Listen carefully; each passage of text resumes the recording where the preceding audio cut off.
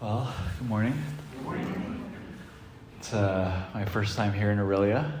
The only time to be honest, I'm from Toronto, okay, born and raised. I moved out to California 15 years ago. Been out there since, and I was here a couple months ago, and I like collecting things like history and memorabilia. Like I'm a big fan of history, but I bought aerial footage of Pakistan. It's a city called Abbottabad. It was the house where Osama bin Laden was killed by SEAL Team 6. And it's autographed by Robert O'Neill, the guy that killed him. But I bought off a guy from a place called Aurelia. And he's like, I'll be in Toronto, meet me there. And then we just talked for like a couple of minutes, and it was just interesting. He's like, I'm going back up there north. I'm like, all right, I'll see ya. But just in that conversation, I remember him being like, it's a lot different than it is here, but more in a good way. Like we're more civilized up in Aurelia. But I'm just noticing coming back and forth from California to Canada, I think we can all agree that in the last maybe 10 years, I would say things have shifted as far as our lives politically. Yeah. And I think that shift politically has also done something to all of us, but in here. And what I mean by that is I think within every single one of us, most people, I don't want to say every single one of us, but most people, even in the church, I think something that we all wrestle with. It doesn't matter what your political position is, left or right. And in Canada, we have 5 political parties here. In the U.S., it's just rigid too, But I think anger. If you're someone that adheres to more liberal policy, I think you'd still be in anger. I think if you're someone that is more right-wing or conservative, I think there should be a sense of frustration or anger too. And I think that's the emotional state that many people find themselves in. You can't escape it. You go on your phone, it's there, right? You go on TV, it's there. You go on, where I live in the Hollywood area, it's there, right? It's right in front of your face, and it kind of captures a result from people, a response. And that response is typically that of frustration and anger. And the Bible speaks a lot about this subject of anger from the Proverbs that I'd like to share with you with. But in the Proverbs, it's about wisdom. Okay, and the very essence of wisdom is reality. Okay, are your feet to the floor, or are you living in a state of delusion? That's what you call foolishness. Because typically we think of the word, you're a fool, that's an insult. No, it's a state of reality. It's a state. And what that is this person doesn't see life as it truly is. Their feet are off the floor. They're a little delusional. Versus wisdom, meaning that you are one that lives within reality. Okay? And the kings, the monarchs at the time, would speak of this thing called wisdom as far as how to navigate anger. So if you look at the Caesars, you look at Marcus Aurelius, if you look at, say, Seneca, he was a philosopher of Nero at the time, talked about this thing called stoicism, right? As far as how do you manage the human heart? How do you manage your emotional state? How do you manage anxiety? How do you manage anger? Not just as a person, but as a king, as a monarch, where your people are dependent upon your decisions. So let me read to you 2 Proverbs 14:35 and 20, verse 2. We're going to go through Proverbs today in regards to anger, but it says, Proverbs 14:35, a servant who deals wisely has the king's favor, but his wrath falls on the one who acts shamefully. Chapter 20, verse 2 says, the terror of a king is like a growling of a lion. Whoever provokes him to anger forfeits his life. And again, you can see the anger of a king, but the question is, how could this anger of a king be managed to where you make rational decisions, where you can make calculated decisions on behalf of your people? So today, again, we will go through, as far as us as Christians, I guess being in Aurelia, how to manage your heart in regards to anger in the context of life. Okay, so first, what is anger? Anger is an energy release to defend something that you love. Okay, anger. It is love in action. Okay, so when I say anger, I mean every single one of us, all of us here, struggles with it.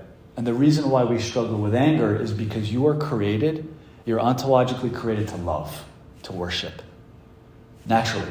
When you're born, you just naturally want to pursue things. Right now, as you're sitting down, your hearts are in pursuit of something.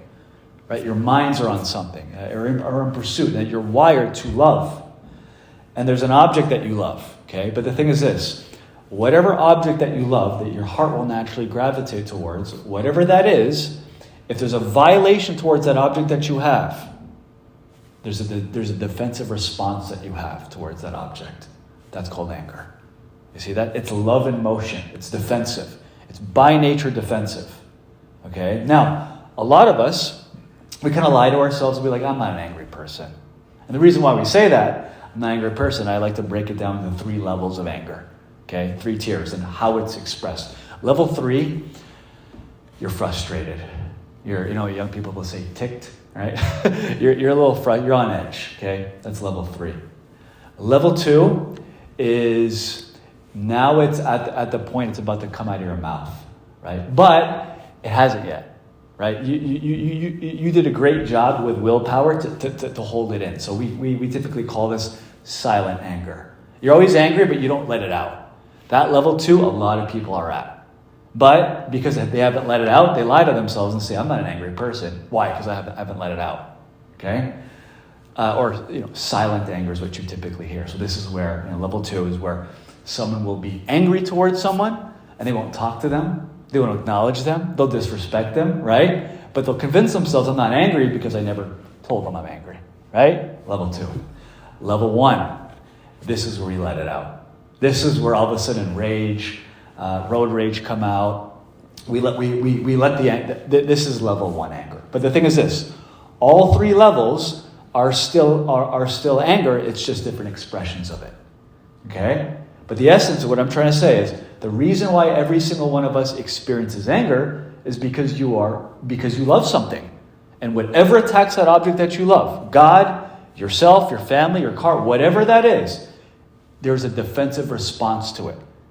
And this we call anger. Okay, so your heart, the seat of your heart, okay? I want you to picture kind of like a house. A house has a safe. Your heart has a safe too. And that safe, it represents the most valuable thing to you. And you're made to love God. That safe in your heart is supposed to be God. Okay, just like a house, there's a safe. It's the most valuable thing there. And the reason why there's a safe and there's protection is because there's thieves, burglars. Okay? And the burglars are a threat to your safe. Okay? And guess what?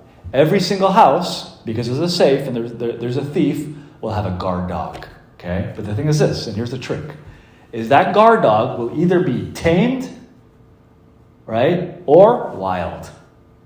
A wild guard dog, it has no self-control, it has no sense of order. You command it can't do anything, right? Or it's tamed. It's kind of like you see those videos of those German shepherds. They almost obey on command. It gets the job done as far as defending the thieves from the safe, the safe from the thieves, right? But it's ordered, okay? Every single one of us has a safe, and you also have a guard dog, okay? Remember this. You need to ask yourself, is the guard dog that you have, is it tamed or is it wild? Okay? So, and that guard dog represents anger. Okay, within our hearts. So, today, as far as anger, we're going to talk about the good, the bad, and the ugly. Okay, the good of anger, the bad of anger, and the ugly of anger. Okay, the good. This is the tame guard dog. Okay, the good. Proverbs chapter 15, verse 18 says, "A hot-tempered man stirs up strife, but he who is slow to anger quiets contention." Also, Proverbs chapter 16, verse 32 says, whoever is slow to anger is better than the mighty, and he who rules a spirit than the one who takes a city. So the good. This is the moral good of anger.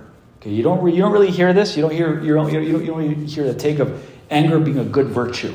Okay, but this is anger as it's properly used. Meaning, if we're going back to the illustration of the human heart, the tamed guard dog. And this is how we're supposed to live.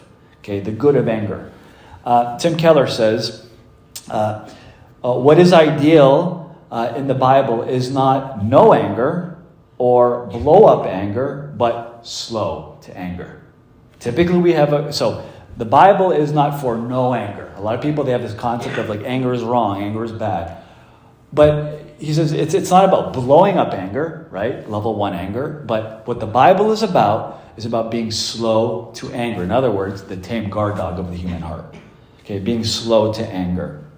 So it's not a matter if all of us struggles with anger or not, because we all do. The question is, what is our anger defending?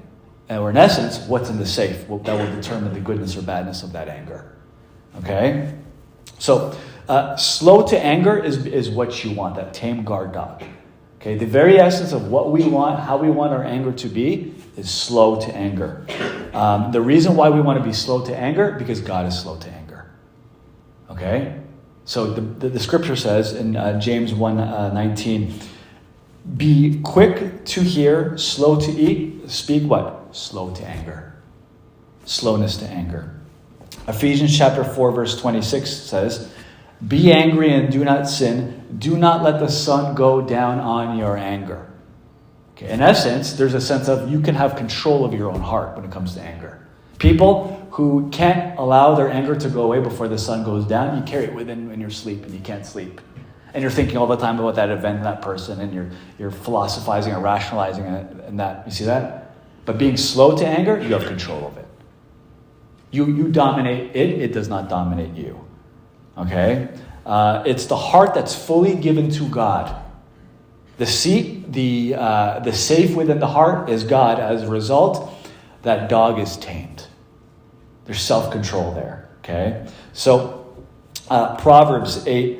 So, because we all love, well, naturally, if our hearts are passionate towards God, if our hearts are or if in that safe is God, then again, there's going to be a natural hatred towards evil. Okay, you don't really hear this take a lot, but remember, if you love God, you must hate evil. If you fear God, you must hate evil. Okay, Proverbs 8 verse 13 says, the fear of the Lord is what? A hatred towards evil. Okay. Also, Psalm 97 verse 10 says, "O you who love the Lord, what? Hate evil." So, a fear towards God, a love towards God brings about what? Hatred towards evil. Anger towards evil. If our hearts are directed towards God. If that safe is God. Okay? Tame guard dog.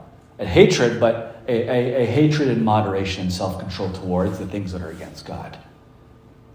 God is slow to anger, therefore we should be, as his children, people who are slow to anger. Okay? The Father, in Romans chapter 1, says he's a God of wrath. Jesus, in Mark chapter 3, verse 5, it says Jesus was angry at the Pharisees. In Ephesians chapter 4, verse 30, it says, do not grieve the what? Holy Spirit. So you have the Father, you have the Son, and you have the Holy Spirit, all in the state of what? Experiencing anger.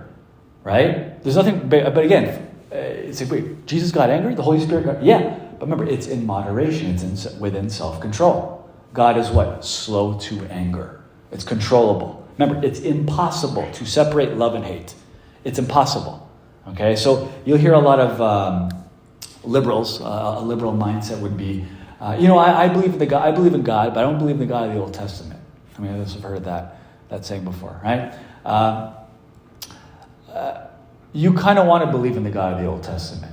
You know why? Is because the God of the Old Testament is a God of justice. You see, when people commit crimes, when you see mass evil go on, and when that evil goes on, but there is no sense of justice towards that crime, do you not experience anger? Yeah, and you say, well, how come this murder, how come this criminal went away without any sense of punishment? Well, in the Old Testament, this is exactly what it is. It's justice. You have these tribes, you have these people groups who sacrifice children, and God is like, no, this cannot be. As a result, wrath comes out. Why? Because God is slow to anger. You see that? So remember, you cannot separate the two. The two must coexist.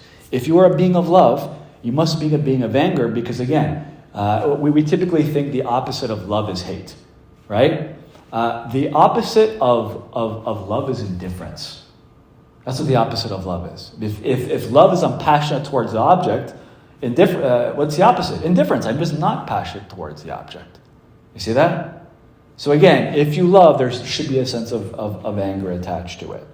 Okay, so typically in certain cultures, like liberal culture, it's more, they promote expressions of anger, right? We want you to go and protest. We want you to go express your anger, right? Some conservative cultures, environments, it's more anger is not good, suppress it, right? So if you're angry, just don't show it to your friends. Keep it under the rug, right? But the dangerous part about that is it's eventually going to come out in your life. If you suppress anger, it's eventually going to come out, right? What do they say? If you bury it, you carry it, right? And it's eventually going to come out. So the Bible doesn't prescribe both of them, neither the promotion of anger or killing or hiding it. But again, it's about being slow to anger. Okay, so again. Anger. Anger is essentially attached to love because of, remember, if you love something, you naturally defend it, and we're called to love God above everything.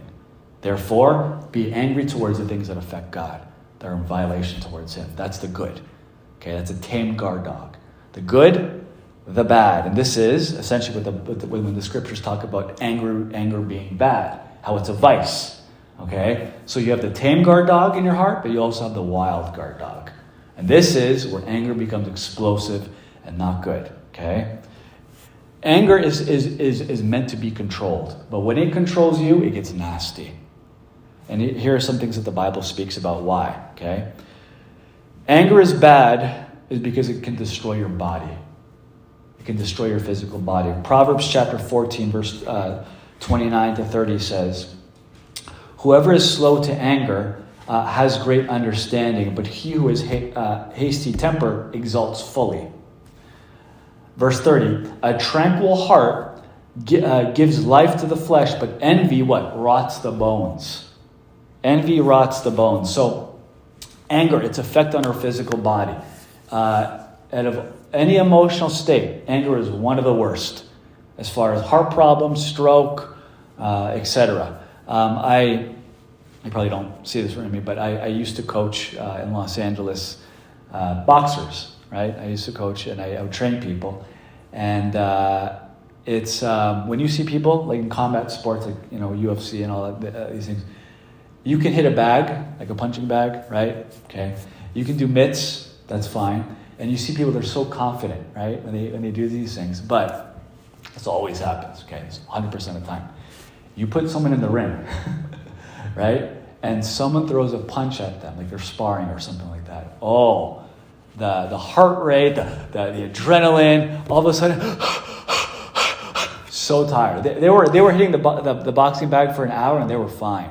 But they went in the ring just for 1 minute with someone. And it wasn't them throwing a punch at the person, it was the other person throwing a punch at them. And what happened? Defensive. Right? That defensive state emotionally made their body physically exhausted. Okay? Why? It's defensive. Anger, what is anger? It's defensive. As a result, it takes a toll on your physical body. Okay? Anger, it could destroy your body. Second, it can also destroy your mind, your rationality, your way of thinking. I read this, Proverbs 4:29 says, "Whoever is slow to anger has great understanding, but he who is hasty tempered exalts fully." Also, 19 verse 19 says, "A man of great wrath will pay the penalty.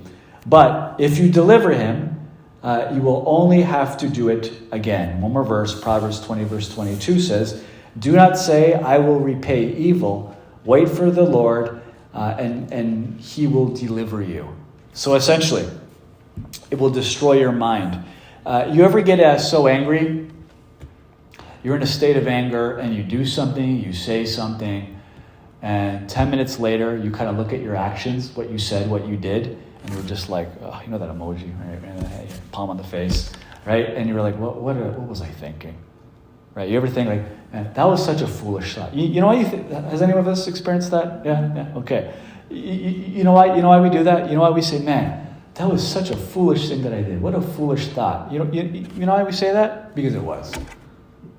It was a foolish thought. You know, you do something in the spur of the moment, and then you catch yourself, and guess what pops back up? Reason, rationality, right? It's kind of like, remember Will Smith in that Oscar thing where he hit Chris Rock, right? Like, you saw the anger, and definitely you could see, like, you can see in his heart, it was like, what was I thinking, right?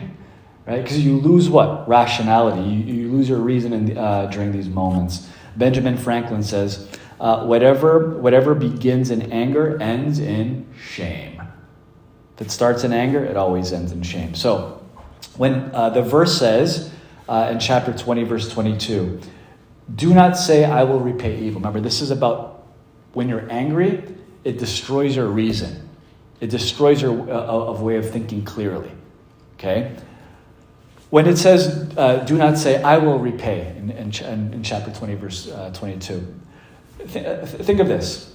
Proverbs 20, 22. Do not say, I will repay evil. Wait for the Lord, and he will deliver you. Who's speaking here? Chapter 20, verse 22. Do not say, I will repay evil. You know who's speaking? It's self-talk. The person speaking.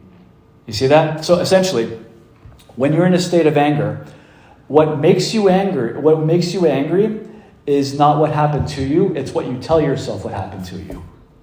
So it's not reality. It's what you say. You're being the narrator. So essentially, it's what you tell yourself. Remember, it destroys your reason.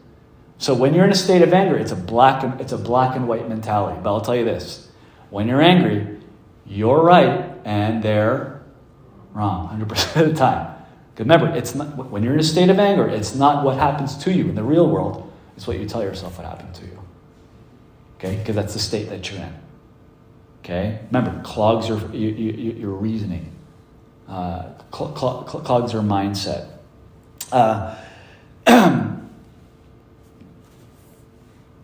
Chapter 19, verse 19 says, "A man of great wrath will pay the penalty. For if you deliver him, you will only do it again." Remember, this is the state of how anger, it destroys your reason. Now, when it says they will pay the penalty, you know what that means? In chapter 19, verse 19, they're going to carry it with them. This mindset. When it says they will pay the penalty, you know what the person who's always in that state of anger does? They can't, remember, they lose their rationality, but when it says they will pay the penalty, is that they leave a trail of disaster wherever they go. Wherever they go. They leave a trail, and because remember, it's not what happens to you, it's what you tell yourself what happens to you. So in a state of anger, wherever they go, disaster. They go into another scenario, disaster. And they go into another scenario, then disaster. And every single time, they were never at fault. Everyone else was at fault but them. So this is the person who, they're in a state of anger. Remember, it's not what happens to them, but what they tell themselves. They'll go into a church, ruin it. Cause conflict, and guess what? They go into another church. Cause conflict, go into another church. Cause conflict, and you start to realize, was it the person or was it the people? But at first, you said, it could be the people, right? It could be the church. But when they keep leaving a trail, you start to say, I think it's the person, right? Because that's what the state of anger does. This person leaves a trail wherever they go. Okay? But in essence, it destroys your rationality. It destroys your thinking. The angry person, also 3, it destroys community. Proverbs chapter 27, verse 3 and 4 says, "A stone is heavy and sand is weighty, but a fool's provocation is heavier than both. Wrath is cruel, anger is overwhelming, but who can stand before jealousy?" Also, Proverbs 10 verse 12 says, hatred stirs up strife, but love covers all offenses. One more. Proverbs 14:17 says, a man of quick temper acts foolishly, and a man of evil devices is hated. Okay, so there's always conflict, and they destroy community. So you want to know the fastest way to destroy a family gathering? You want to know the fastest way to destroy a church, or friendships, or a nation, or a society, or cause wars? Undealt with anger. Not anger, but anger undealt with. Okay? Anger undealt with.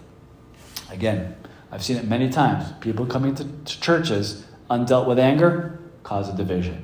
They go into the next church, do the exact same thing. And every single scenario, the other person was the problem. They never were able to see the rottenness in their own heart. Why? The state of anger gives you the authority, and all of a sudden everyone else is wrong and you're right. Okay? Clouds your judgment, and it destroys communities. Okay? So, the good and the bad. This is what anger does when it's a wild dog inside. Okay? It can destroy your body, it can destroy your mind, it can destroy communities. The good, the bad, and the ugly.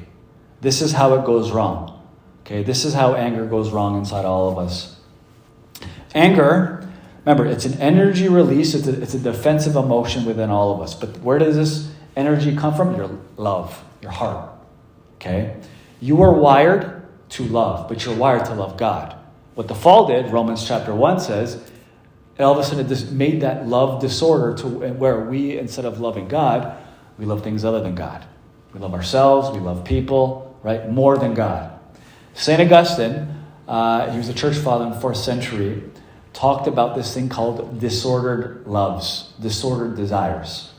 And essentially, when I'm saying the ugly, it's disordered loves brings about disordered anger. Okay, and this is what St. Augustine says about disordered love. Is you're created to love God. You're created to worship God. You're created to be passionate about God.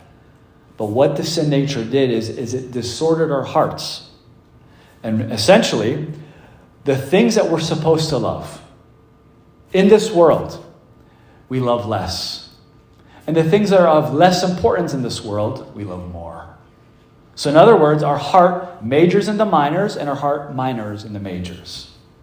Okay? The things that are of less importance in this world, we love more. And the things that are supposed to be of noble worth, we love less. And as a result, what happens in our heart, it becomes disproportionate. So our hearts naturally gravitate to the things that are of less importance. And guess what happens? You have disordered anger. Your anger is not in control. So think of this. I always like to say, inside of our hearts, there's a Geico. You know the car insurance commercial, right? Geico, right? Okay, so that represents your ego, our ego, the flesh, the Bible calls, in the Gospels. Okay? Now, we all have it. Now, the thing is this. That is of less importance. You are called to starve that Geico. But the thing is this, in life, we feed it. And if you feed it, it gets bigger. And that Geico gets bigger and bigger and bigger, almost to the point it's like Godzilla size. And when it's Godzilla size, guess what? You have no control over it. At least if it's a Geico, like a little lizard, you have control over it, right? It's a little squirmish, but you have control. But if it's so big, if it's Godzilla size, it takes a military, right? It takes a whole force to go after this Godzilla, but you have no control over it because it's so big. Why? Who fed it? We did. I did. We all did. And that's what anger looks like when it's fed and it's undealt with. Right? You feed it, and all of a sudden that disordered heart becomes disordered anger. Now we have no self-control. But if we starve it, if we starve the Godzilla, if we starve it and it's the size of a Geico, guess who has more control? The Geico or we do? We do. And that's an illustration of what anger looks like. Okay, remember, we're all called to, you can't escape anger, but you want control over it. Okay, let me read this proverb to you. Proverbs 16:32. It's beautiful. It says this: he who is slow to anger is better than the mighty.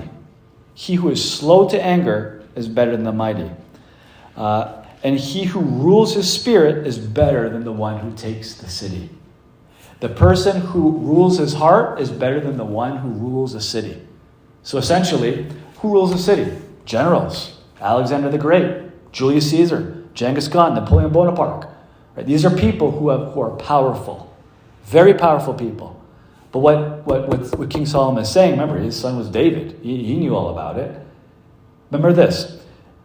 It is better to be a peasant, essentially. It's better to be a peasant and say you're a farmer and you're a father of 5 children. And that's as far as you'll go in the professional world, and no one will know your name. But it is better to be that man, that father in the farm, who can control his heart, versus being a Julius Caesar, being an Alexander the Great, where you can destroy nations, you can conquer nations, but the minute you go to your tent, the minute you go home, you have no control of yourself. You're disrespecting your wife, you have no control, you disrespect your children, you disrespect people, you have no control of you. See that?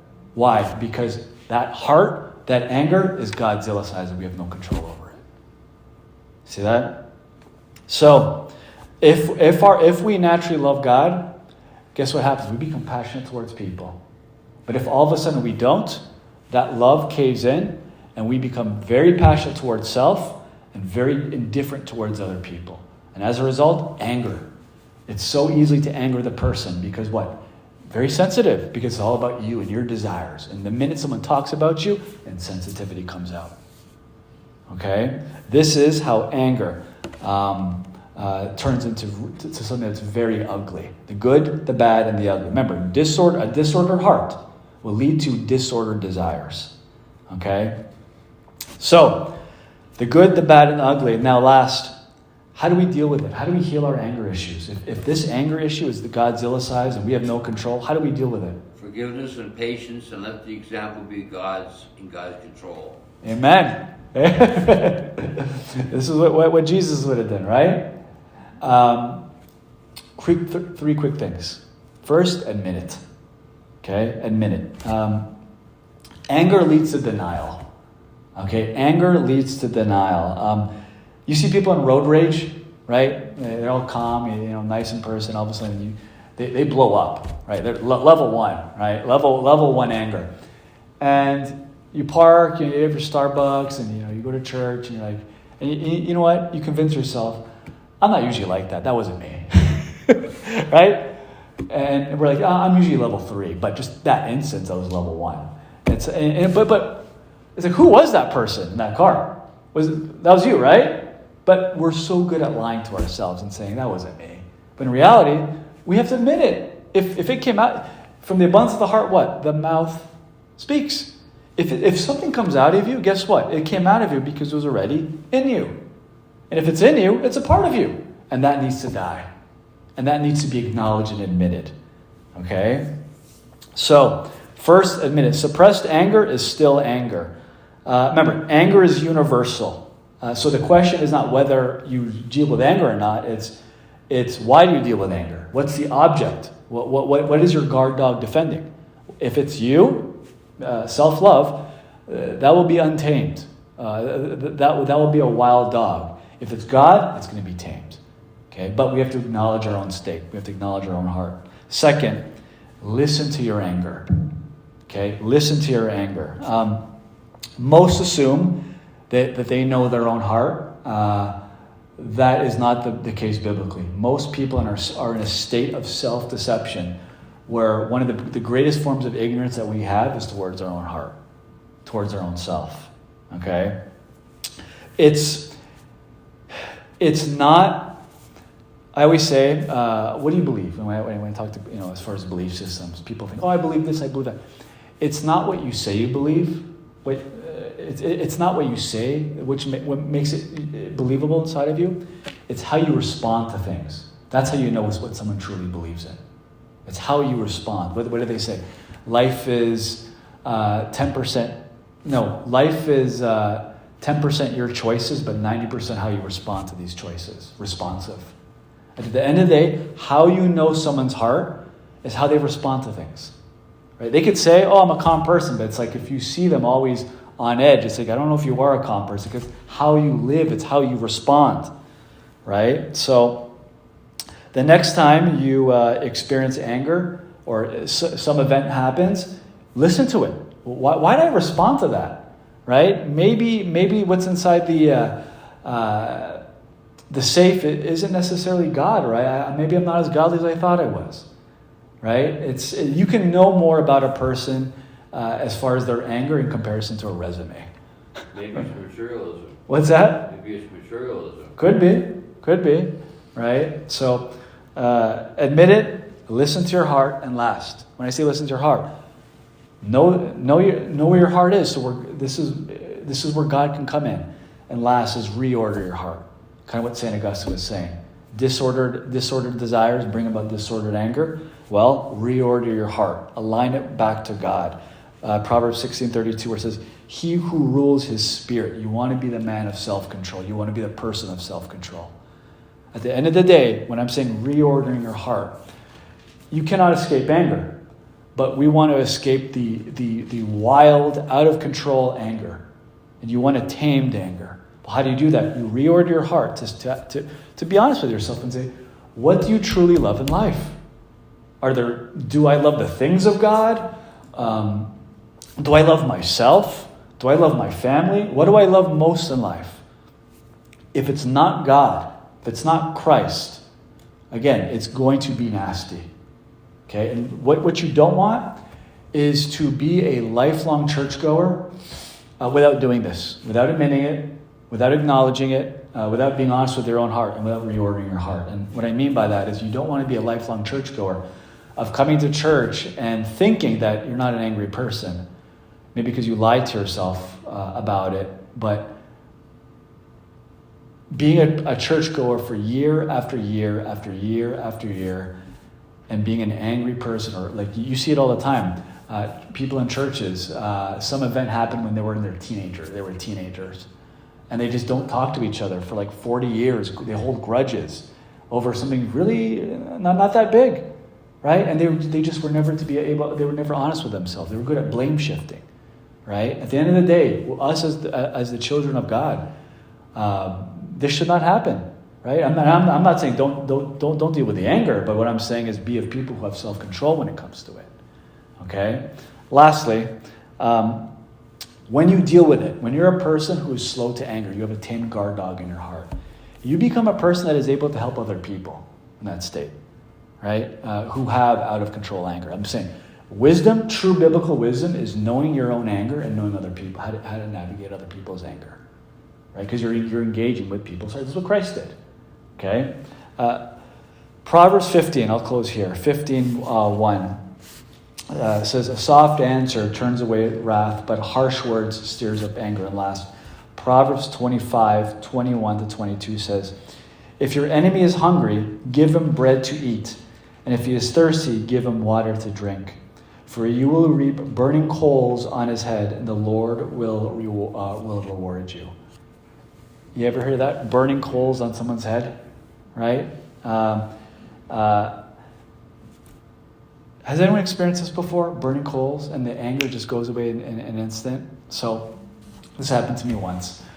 I was this burning coals. I've always heard this. This is in Romans 12. Paul talks about burning coals on someone's head.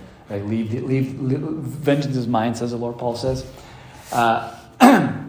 But I was in M Street Coffee. It's this coffee shop in Los Angeles, and I was meeting a friend, and I paid. I was buying a coffee and a bagel, and I paid. My card wouldn't work. I was like, oh, that's interesting. My card wouldn't work. And I'm like, let me try it again. It doesn't work. Okay. So now a girl stands right behind me because she wants to order, and I start judging her. And the reason why, because you feel pressured, right? Your card's not working. You'll kind of look bad, and all of a sudden, my heart starts responding, but it's responding in a very angry way. And I'm in my mind, right? You're in your head, and you lose reason, and I'm saying like, oh, typical California girl. I don't even know. She just wants coffee, right? But this is what I'm thinking. And I say, go ahead. You get to do your order because I feel pressured. So she orders, And I look at my wallet, I have $2. I'm like, all right, I'll just get a cup of coffee. That's all I need.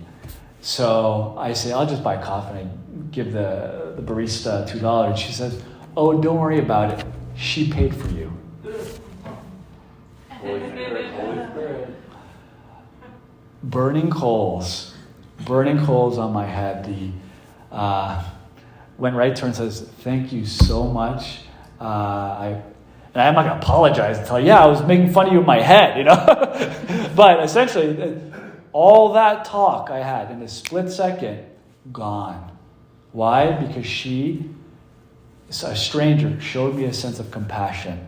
And as a result, guess what happened? Burning coals were on my head.